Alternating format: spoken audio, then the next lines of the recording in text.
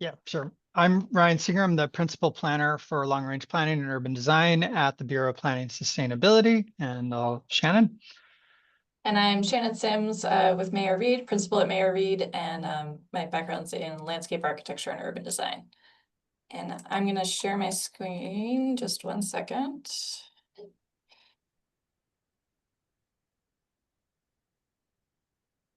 All right, are you seeing the slides now? I am, yes. Okay, perfect. Go ahead, All Ryan. right. All right. So you're looking at the Central City Waterfront Urban Design Study that Mayor Reed did for BPS. And really, it's about Portland being ready to transform its relationship to the Willamette River, specifically here in the Central City. It really identifies opportunities for urban design interventions, redevelopment, and is a collection of strategies intended to focus the public investments and facilitate some private interest and community support for these initiatives.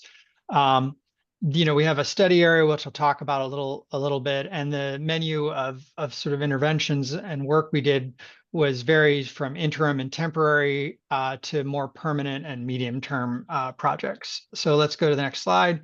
We're going to have an executive summary here pretty quick. And this alignment of visions, one of the efforts here that we had is to take all of these different arrows, because everyone's really interested and excited about some work here, and we're trying to sort of get everyone pointed in the right directions. I will say that we probably haven't achieved the image on the right, but we are maybe in some sort of interim phase where we're starting to now point in a direction and getting our at least the city bureaus pointing in directions, and then our partners outside the city government as well. So we can go to the next slide. Looking at the study area and the context, we really had a focus area that was a few blocks in from the waterfront, really thinking about the urban fabric and its relationship to the park. We did think about things further beyond that, and even the relationship that the bridges had with activity on the east side. And then, the context here is the Albina Vision Community Investment Plan is going on. We have the South Waterfront Schnitzer Campus, the Portland Diamond Project, and OMSI District Redevelopment all in the works. So thinking about that context. Go to the next slide. We put together a little vision statement. This is not sort of publicly vetted, but it was really just to help the bureaus and our consultants think about this. Portland Waterfront anchors a new downtown district, like thinking about this as a cohesive district, and including attractions for residents, workers, and visitors. We are a river city, and the amenities and recreational opportunities that are sort of associated with that really need to sort of be leveraged and thought about as catalysts for economic and social activity in the central city. And that Waterfront Park, right now, it's sort of like a sort of strip, a little bit undifferentiated, but it's really thinking about it as a series of outdoor rooms that have distinct characters and those characters relate to the neighborhoods that are adjacent to them, and they offer varied experiences. We can go to the next slide. Shannon and her team did some really good work on looking at the activity levels and current conditions in the central city in our study area. I think it was July, you guys went out and just last July did some field work, identified what was going on ground floors around this, and then distilled that into sort of this heat map of active ground floor uses. And you can see here the sort of dash line there. That's sort of the walk, like an easy walk from the waterfront park. And then we looked also at activity areas in the waterfront park itself. And so Salmon Springs and the NATO Legacy Fountain and Plaza sort of sprang up there as areas that were more active more of the time. So we can go the next slide. And so develop this strategic framework to think about expanding those park hubs, the green areas that I talked about, and then building momentum on key corridors. And we've talked a little bit about how we thought about those corridors. And then there's also this sort of periodic use of the space, and the sort of activity over the summer sort of moves down the park by necessity. They have the temporary festivals in the park that move over time. If we could have a consolidated, larger event space that was dedicated to those hosting those events, then that would free up other parts of the park for other programming, and thinking about that differently. And then the portals into the district, the bridges, you know, have an opportunity for distinct arrival moments into the central city. Similar, I mean, or thinking about what we have coming over the Burnside Bridge, you have the stag sign, you have Big Pink. It sort of really frames that experience coming into the central city. And some of our other bridges don't have that. So we really wanted to think about that. Go the next slide. This is sort of mapping all of that, putting it together. And, we thought about those key corridors as connecting to the active areas that the field work had sort of revealed to us. And, happy coincidence, or maybe not so much of a coincidence, Harvey Milk, which has already been sort of identified as an area that people are interested in thinking of ideas around. Yamhill, Salmon Springs, mainly to connect the Salmon Springs up into the urban fabric, and then also Columbia and connecting to the bowl. Further up in Old Town, we found that Pine Street actually is one of the areas that has retail that comes all the way down to the park. So that's a exciting opportunity. Ankeny Alley obviously has activity going on there. And then Davis and Flanders, there's some opportunities to think about how those connect and down. So you'll see when Shannon presents on her the sort of detailed work, sort of how we started to think about this. But I think we can go to the next slide. While we were doing this, and many of you know this, Carol Coletta came and spoke at the city, and really framed something about thinking about running fast at the beginning and doing some proof of concept work that sort of activates things, and then while at the same time getting that big picture work done. And so she really urged us on that Portland's having a moment. This was back in October when we were in the national news, for better or worse, and that getting some attention there, and the possibilities to just really got much more real for us. I think we can go to the next slide. This graphic that Shannon's team prepared for us has already gotten some mileage in terms of explaining how you can, in the near term, gather and build support for both long-term and short-term things, and then the green sort of you connect and you activate and you do that short-term activation to build the proof of concept, while at the same time you're studying the long-term changes, whether that's in the street, whether that's development, whether it's thinking about the park redevelopment, and then you build that, and that sort of comes together, and maybe short-term things become long-term, and then you sort of leverage all of that and build those things together. So I think this is where I start to pass it off to Shannon, right? There you go. Yep. Thanks, Ryan. So Ryan gave kind of the high level overview of some of the big concepts that we were developing as part of this study. So I'm going to talk a little bit more about how we applied that strategic framework, and then also that sort of action timeline that we just looked at to the focus areas of study. So I'll start by talking about some concepts at that sort of waterfront district scale, at the scale of the entire study area, and then we'll zoom in and talk about some specific opportunities at each sub-district. So first general concept, which was already mentioned, was about strengthening these portals into the waterfront district. And as Ryan pointed out, we do have, the Burnside Bridge example. We have these, iconic landmarks of the White Stag sign and Big Pink and the historic architecture of Old Town. These elements together create this distinct sense of arrival as you travel west on the Burnside Bridge. It's a really unique portal into the city, and it inspires people. We have postcards of this, people take selfies of it. So just thinking about that, kind of the importance of that identity and portal moment, that we could strengthen these and other locations. And that could include public art, that could be site design, and it could be architecture. That we focus on developing.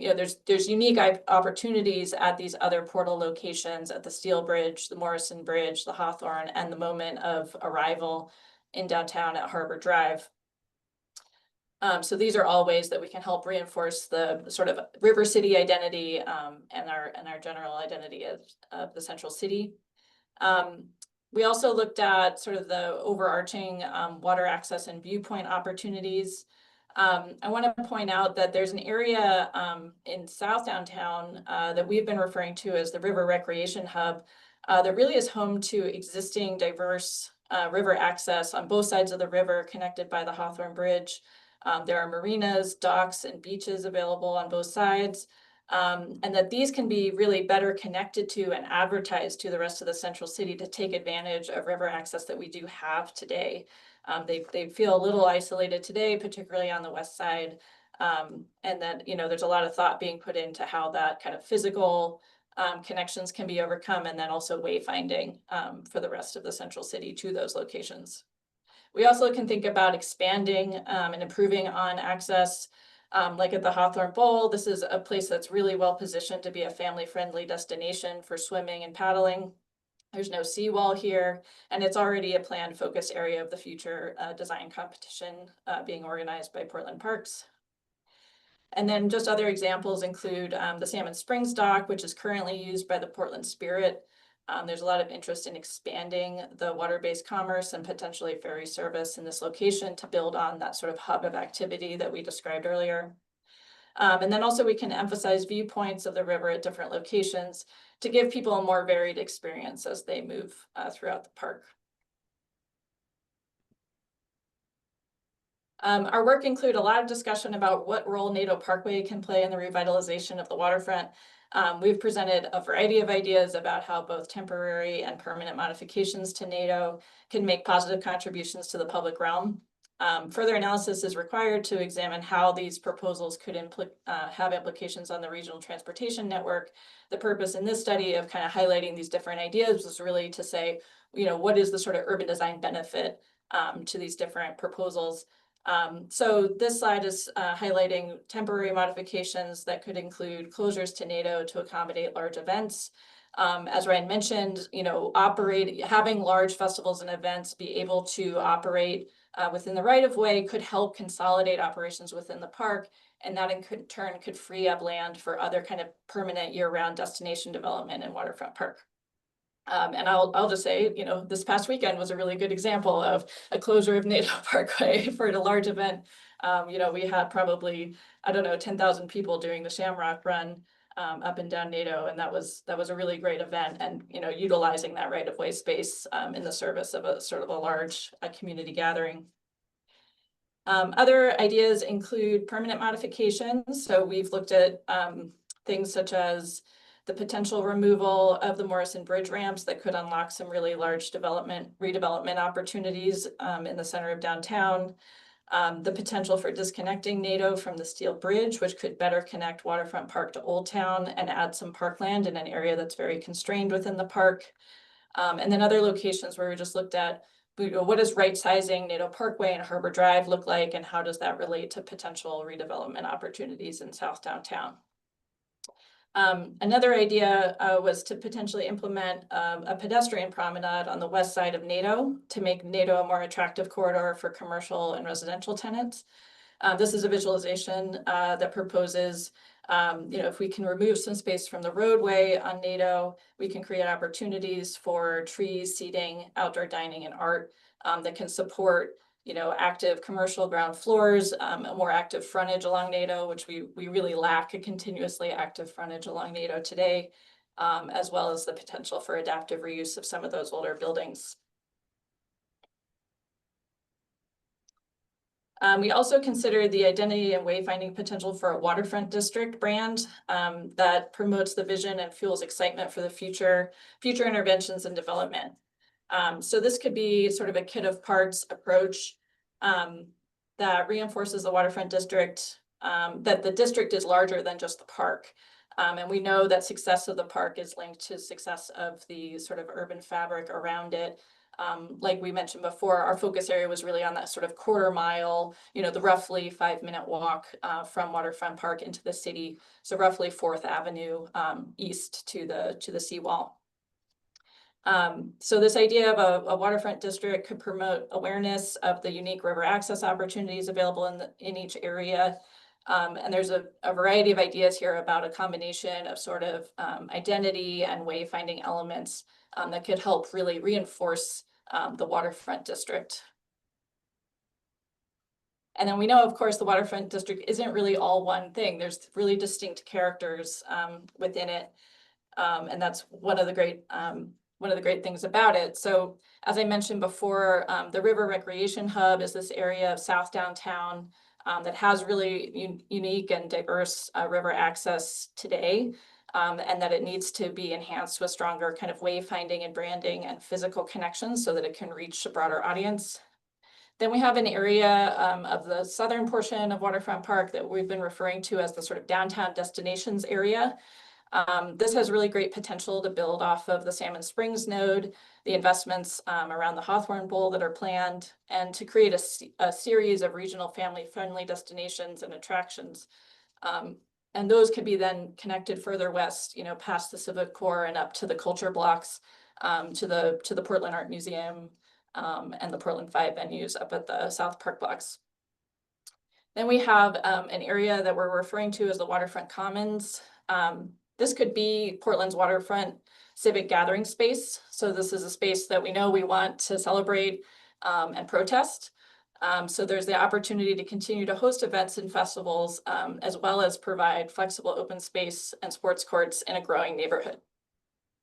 And then the last character zone I'll talk about is the Old Town Chinatown waterfront, which is an area that can have amenities and programming for an existing and growing residential population.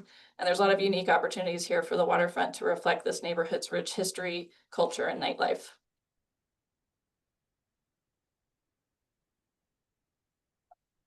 So now I'm going to walk through some opportunities identified within each of these zones. And there's a lot of content here, so I'm going to go kind of quickly in the interest of time so that we have time for questions at the end of the presentations. I'll just start with Old Town Chinatown. So the structure of our study was to take that strategic framework that Ryan mentioned earlier and apply it within each zone. So in this location, we applied that by thinking about strengthening and expanding the Ankeny NATO hub in Waterfront Park, and then building momentum, connecting more active nodes and destinations that are further west in the city, down some key corridors. So here that was focused on Flanders, Davis, and Pine, and then strengthening the portals at the Steel Bridge and at the Burnside Bridge. So to further kind of dive into each of those zones, this is looking at the area north of the Burnside Bridge in Old Town. And these graphics focus also on kind of applying that action timeline. So the idea of gathering and supporting people who are already the active nodes in the neighborhood and organizations that are already there, thinking about near-term kind of connection and activation along corridors, and then highlighting areas for study and highlighting areas for maybe long-term kind of big ideas for building future improvements. So I won't walk through every single idea here, but just to say this is a structure that we looked at, looking down Davis, looking down Flanders, connecting to some of the major cultural institutions like the Japanese American Museum of Oregon, Lansu Chinese Garden, the Portland Chinatown Museum, and then looking at NATO Parkway and Waterfront Park.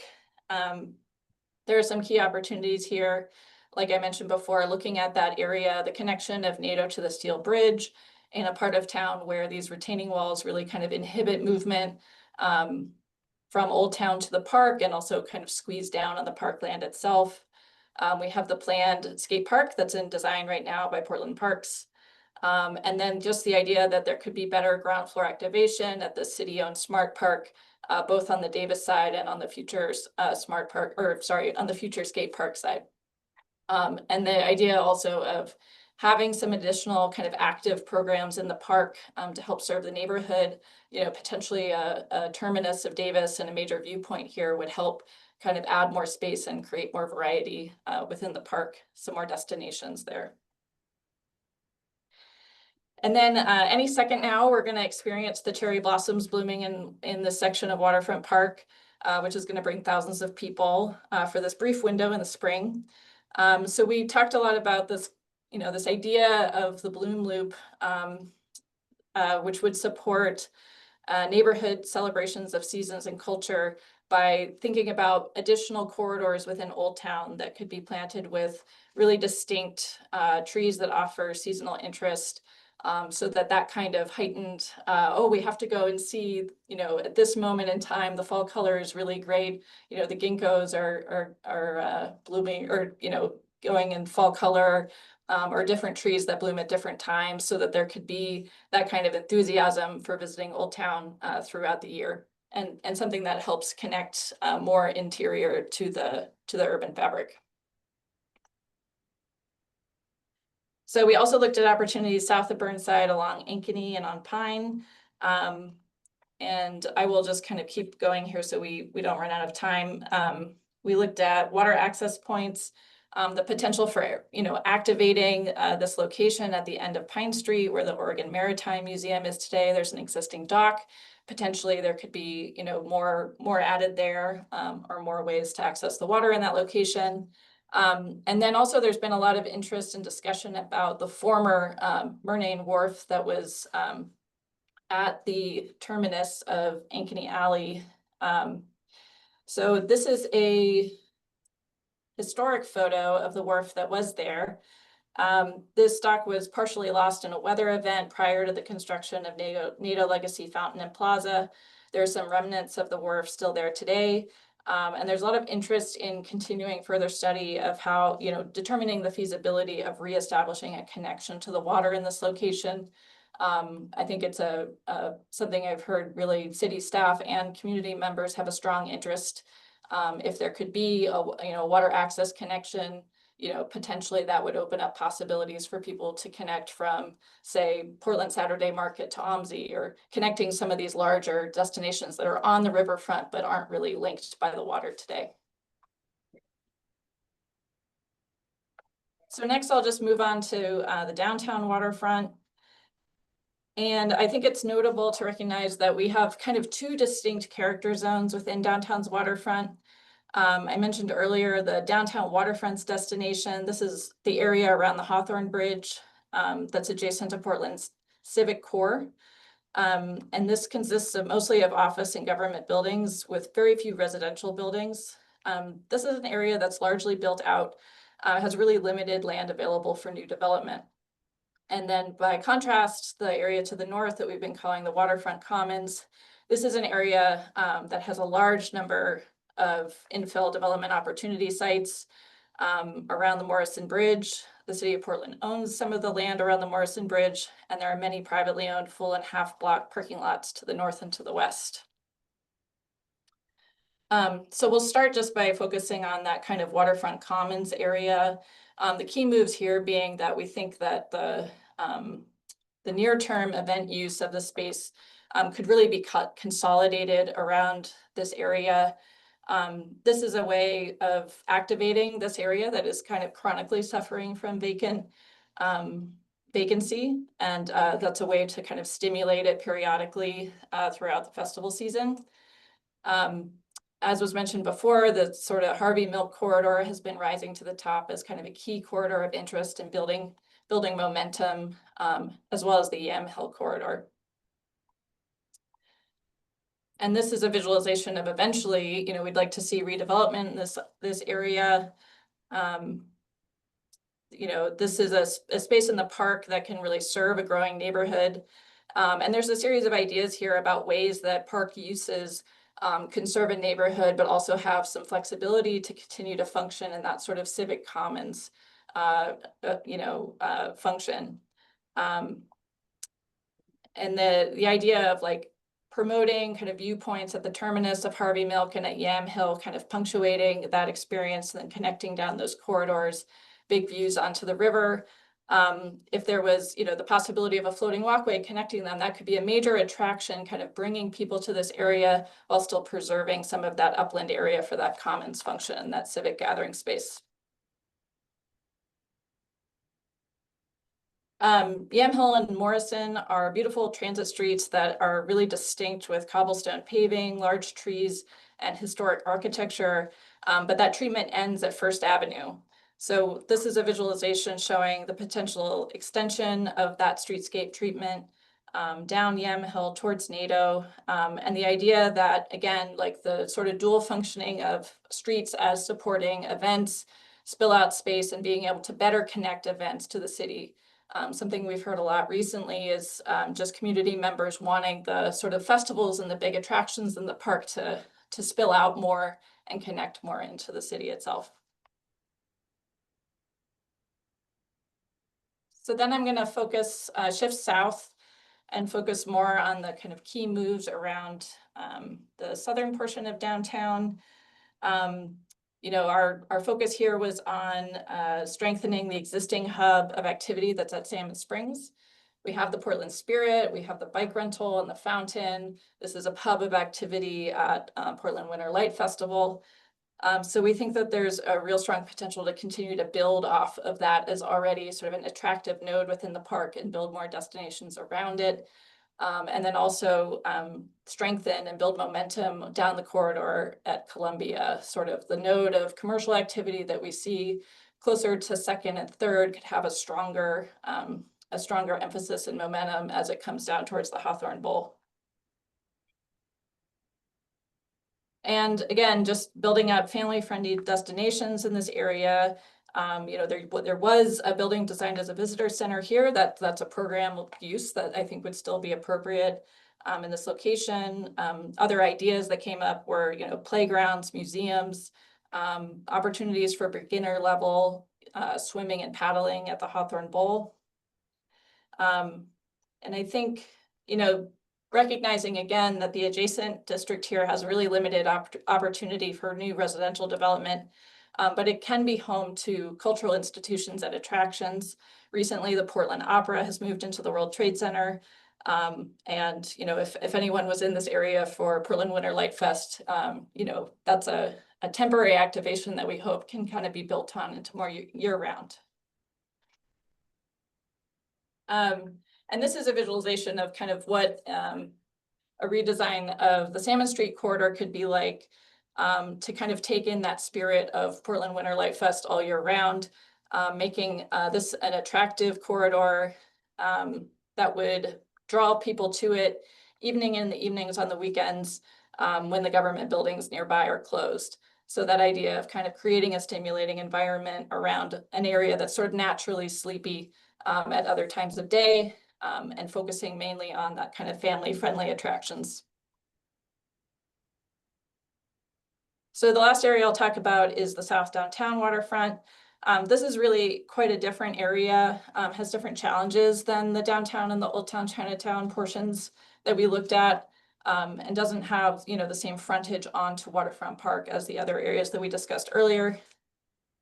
The key moves here are really about promoting that existing river recreation access at River Place and strengthening the physical connections between River Place and the South Auditorium and the Halpern blocks. And then finally, I will just show the idea of healing the scar of Harbor Drive. Since the urban renewal era of the 1960s, there's been significant infill in River Place and in the South Auditorium district. However, that sort of area around NATO Parkway and Harbor Drive and some of the remnant land in between could be the roadways could be right-sized and more, increase the infill development potential to stitch this area of the city back together so that people feel sort of a more fluid movement going to and from the river in this part of the city. And I'm going to turn it back over to Ryan. Okay, thanks, Shannon. So our next steps on this really, I mentioned this, I guess nobody else, I mentioned this before the meeting started. So the city is actively sort of looking at putting together some short-term interventions, the sort of, how can we activate the streets, the parks, next summer, this spring, and then going forward, while at the same time conducting the studies of, sort of NATO Parkway, some of our cross streets and other sort of interventions. And of course, there's the bowl redesign competition that is, ongoing. Laura Lillard, I think, is in the audience. So, all of those things are going on, and we're just trying to, there's really an effort to sort of bring all of those different sort of initiatives together and have them go forward in a coordinated manner and sort of thinking about the priorities. So, the city is sort of actively working to prioritize these things.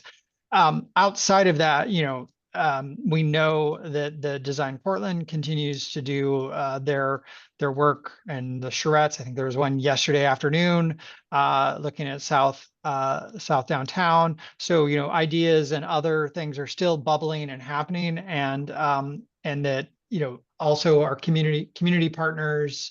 I think the Willie Levinson's looking at doing some programming or in the Waterfront this summer, as he always does, and that Old Town Chinatown community is actively in there. I know they're very interested in the wharf and have talked about ways that they can sort of advance that. So there's a lot of things sort of bubbling both in government and outside of government that we're sort of trying to keep track of and take some next steps on. I think we have a bunch of questions in the chat, so I don't know. So y'all wrapped up there, yeah? Yeah, I think we're wrapped up. Okay. Well, Awesome. there was a bunch of chatter and a few questions. I think, Fiona, why don't you lead us through and start the conversation? Yeah, and just take a moment to, really thank you for sharing this work. Super comprehensive, really robust inventory, I guess I would call it, of all the assets and opportunities. In a really great way that you've kind of visualized it in one comprehensive urban design study. So thank you. Let's see. Yeah, we've got a lot of good questions, and I'm just gonna kind of roll through them in no particular order. I think one of the kind of themes that I saw in a few of the questions is about kind of that simpler programming effort, particularly within the waterfront park today. Are there moments that could have a little bit more kind of commercial retail facing opportunity to really provide that activation? I think there's, we're all familiar with dozens of similar parallels in Europe. I'm thinking the one personally that comes to mind is Hyde Park. Just you can hang out, you can linger. There's an invitation to drink coffee and eat a pastry and enjoy the sunshine. Is there a barrier to that exists today? Or I think Yes, it'd be nice to see I little can moments like speak that to too. that if you want. So there are some barriers to that we're actively looking to address. We have a central city code amendment package that there's a discussion draft out right now, but I think we're looking to advance that in the summer, fall. And the two barriers that I know of, one is a limit on retail and commercial uses in the park itself, which we are looking to create more flexibility on that front. And then there is also a setback requirement that is from I think it's high water mark, that is based on, it's like there's a state law that sort of requires it, but the state law has some vagueness, and we think there's some flexibility that we could explore in our regulation to allow more sort of non non-water dependent and water related uses in the park and have them be closer to the river, which is where people want to be, right? So you cluster your retail and coffee away from the waterfront, but everyone will want to be at the waterfront anyway. So we're looking at regulatory sort of removing regulatory barriers. But of course, then that would require, once those are no more, then there would have to be programs and other work that Parks Bureau and others would do. Good to know. Cool. Thank you for addressing that. I'm just gonna note there was a plug by a couple folks, just the idea of kind of carousels or other types of family-friendly programming in that nature, I think would be of interest to the community. Let's see. There's a comment from David just about, I think, NATO in particular. I think that last set of images in the southern leg, there's a lot of extra real estate there, a lot of extra capacity that could be repurposed. That doing a kind of comprehensive inventory there would be really helpful as well. And perhaps even identify some redevelopment plans. Yeah. Yeah, there's a lot of topographic challenges in that area, but I think the space is there. There's also some infrastructure and utility challenges, but I think they're not insurmountable. I think it has more to do with taking a look at making like a really efficient use of space. There's a lot of space in the right of way, even outside of what today is constructed as a roadway. And then, I think there could be additional looks at the sizing of the roadway. You feel like you're on a freeway system until you arrive at NATO, right, where Harbor Drive connects to NATO, or that sort of intersection. And I don't think it needs to be that way. I think we can make our city feel like it starts sooner than that, by kind of right sizing the roadways and thinking about a sequence of intersections and a series of development opportunities that could help stitch that area together, so it doesn't feel so much space between the South Auditorium and River Place. Makes sense. Todd's got an interesting and specific question. Is there a possibility for water level development in front of the seawall, similar to how Chicago has done this? Seems like not increasing physical access to the river would be a missed opportunity. Yeah, if you could talk a little bit more about kind of that edge and what that could look like, how you kind of traverse that seawall in a good way. I think there are the easiest and most direct sort of way of doing that that doesn't involve like cutting away the seawall, right? Like there's also the idea of like, oh yeah, you could terrace down and cut away the seawall and have like access that way.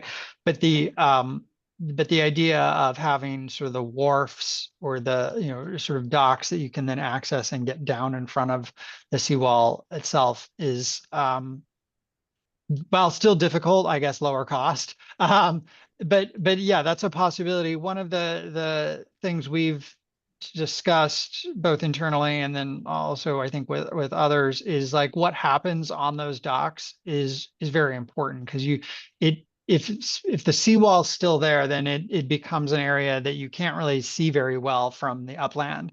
And so you'd want to make sure that the activities on those docks is such that it sort of is sort of self-sustaining, right? Whether that's the simplest thing would be like that's where the boat rentals are, and then everyone goes down there to rent their boats and go kayaking or whatnot. But and then that's also a water dependent use, so you wouldn't necessarily need to worry about sort of the regulatory barriers to that. But otherwise you could probably find some workarounds. I think Nico had kind of a similar question. Just is the breaking down of the seawall on the table in the future? And I think maybe more broadly, I guess I'd be curious. This is such a great inventory. Is there a lens of just thinking about kind of future asset investment needs? Like, what are the timetables? How much longer does that seawall have? Are the other bridgeheads thinking about all the bridges collectively? What are the kind of future phased investment needs, and how do those plug into opportunities? That's if a any? that's a very big question on the bridgeheads. I do not know that. I do not know the answer on the bridgeheads or the bridges themselves. I will say that the seawall, we know in some segments of it is troubled. So BES has a pump station that is next to the Burnside Bridge, and it is one of their more troubled assets in that it's sort of the leaks. Like I think the Willamette River leaks into their pump station, so they're worried about that. Ultimately, they will need to either refurbish or move that facility. They think that would require a study, and then sort of thinking about how that pump station relates to the rest of the system that BES has.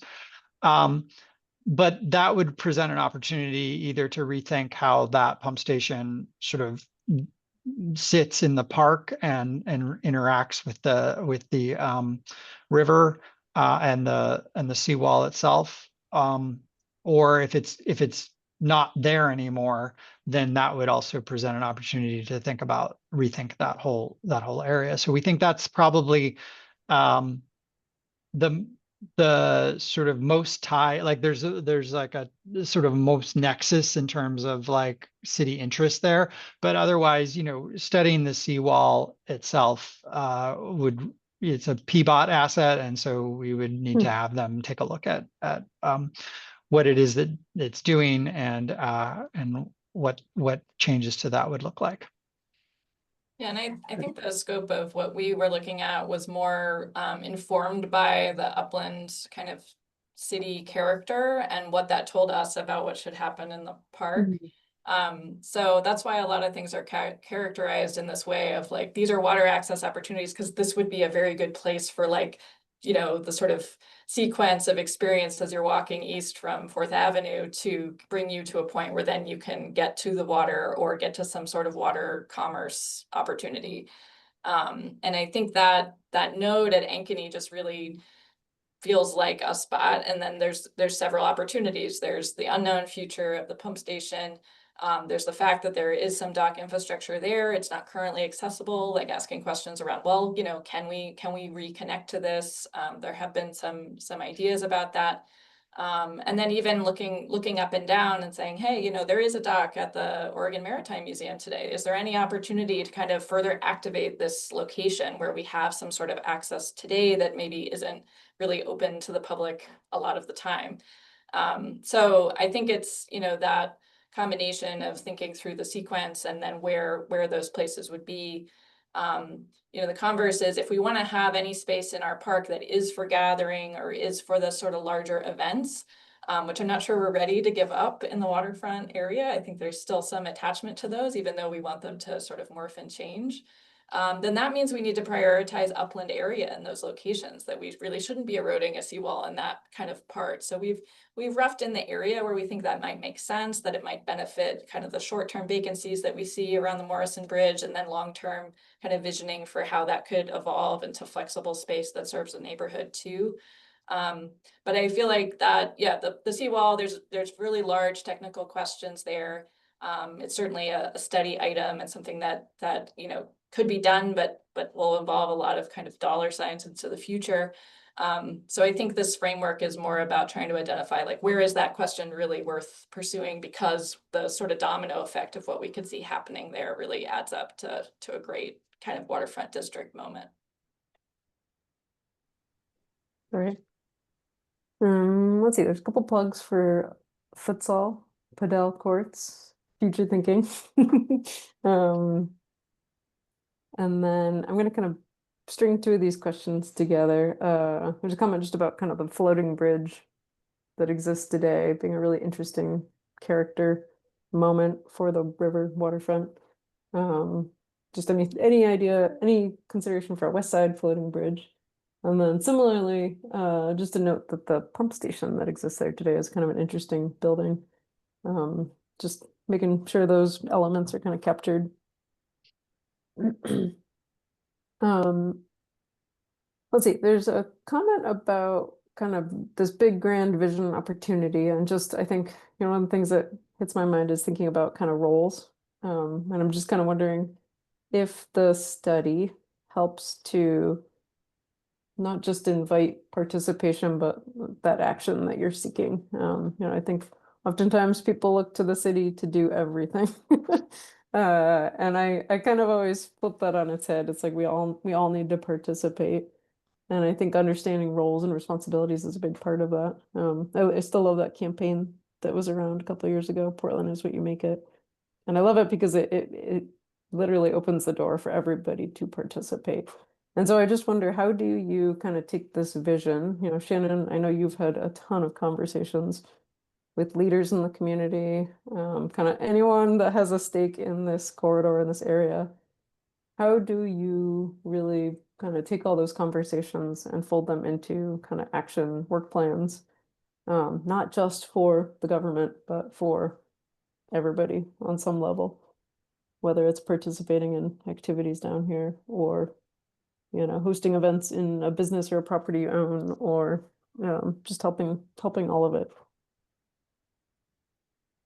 Yeah, I think that relates really directly to kind of what we thought of as the action timeline, which starts with that gathering and supporting people who are already there. I mean, there's business or organizations and businesses, property owners within this focus area who really care about uplifting downtown and connecting to the waterfront and revitalizing our waterfront. So what we were hoping to do in the study is sort of identify areas where like, hey, we're seeing a lot of activity kind of in this zone. We're identifying the need for a convener to bring, and that could be someone from the city. And a really good example of that exists today is the Ankeny Alley Association. So, there's someone from Peabody who sort of calls together a group of really active business owners and property owners, and they program the heck out of that alley. And it really works. It really like comes together. It takes a lot of effort, and it takes that sort of commitment to the day-to-day stewardship of those spaces to make those things successful. But they have taken a lot of those early actions already in that area. They program events there, they've done street paintings, they have kind of made their own kind of funky identity out of that corridor, and they're continuing to work on it all the time. It's continuing to evolve and change and grow. And it's it's promoting pedestrianized activity, it's promoting connection to the waterfront. So that type of convening space could happen in more locations. And I don't think we've identified, I don't know, what conversations have been that Ryan has had exactly, who is that sort of convener on the city side. I'm just giving one example where it's someone from Peabody. But that I think is where the sort of fastest action can happen next because we are not operating in a time where there's a ton of funding available to do kind of the larger efforts today, but that we can start today kind of gathering the people and having those conversations about near-term activation that can start with temporary moves, and then we can build on that in the future and continue to pursue grants and continue to pursue the larger kind of funded efforts to reinforce and build those. So I think we kind of need both parallel tracks of the larger kind of studies that we know need to happen, and we've sort of identified a lot of those in the study today, but also the sort of let's get together with who's out there right now and see what kind of outdoor dining and street plaza and events and parties we can pull off in the street to help connect people not only to their waterfront but to the waterfront district, the really amazing kind of part of our city that's in that corridor. Also, I keep thinking about like there's so much interesting cell phone data available now about patterns of use that would be interesting to kind of pull into this design study. Just what are the attractors out there, and how are these events from a volume perspective bringing foot traffic to downtown? Let's see. I did want to just plug, I love the bloom loop versus the doom loop conversations is on everyone's mind. I think that's really creative. Thank you for that fun play on words. Let's see, we got a bunch of questions. This is a great chatty audience today. And if folks do want to come off mute and ask them themselves, please hop in. Let's see, I'm going to jump to Paul's question, which is about the earthquake Burnside Bridge. Sounds like there's maybe some change in the status of that or the kind of project timeline? Does that change any thinking around this study on impacts? I don't think it changes it. I mean, I'm also involved in that project team, and I mean, we're working on wrapping up a milestone deliverable on that project, and it will be on hold for a number of years with an unknown timeline for completion. I can tell you that the county and the project team are aware that there's this much conversation around Waterfront Park. So like my role in the project has been really working with Portland Saturday Market, working with the Japanese American Museum of Oregon on some of the bridge construction and impacts in that area that are anticipated. And, you know, we've worked through it to about a 60% design level. It isn't going to advance much past that because we expect that by the time the project would restart, there's probably going to be a new master plan for the park in place. So I think that the sort of, I mean, there's common understandings in kind of both project teams about what's going on, but you know, the conversations around what happens to Waterfront Park and what the different kind of program emphasis is will really change, I think, when that project restarts. And you know, frankly, Portland Parks has really been at a disadvantage to not having a more contemporary master plan in place for a lot of those conversations. Like it was difficult to make some decisions or kind of how to navigate some of the discussions, not having like a sort of modern idea of what the vision for the park is. So I think, you know, this to me, it's a shame that the Burnside Bridge project is going on hold, but it will allow for, I think, a more logical sequence of how the improvements can play out in that particular location. Awesome. Let's see, I know we're kind of running up to the end of the hour. I do want to flag, Laura has a great comment just about kind of pointing everyone's attention, putting extra emphasis on the Central City Code Amendment project that is underway. I know that's really big, it's really important. And just her comment that, you know, carousels, retail, restaurants, beer gardens, large play structures, kind of a suite of all the things that are maybe on our mind as great opportunities along here. Please put those into words. You know, they are currently not allowed today. Sounds like as the legislative project gets underway, kind of steering the desire into words will help change that.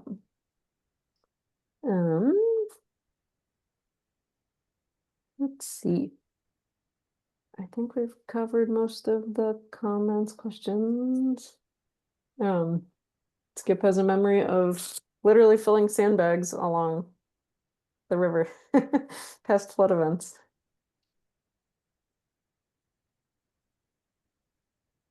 Let's see, Shannon, Ryan, anything else you want to kind of say to just summarize kind of next steps and how this group might kind of follow along the process, rest of the process? And nothing action specific. plan? We're going to be hopefully putting the report, like the actual report, out in April, and tentatively presenting to the Planning Commission, since we sort of closing the loop there, because before we did a presentation to them when we had our scope, and then like I said, and I think Laura's point about the Central City Code Amendment package, that will be coming out for public review in the, I think, later spring and summer.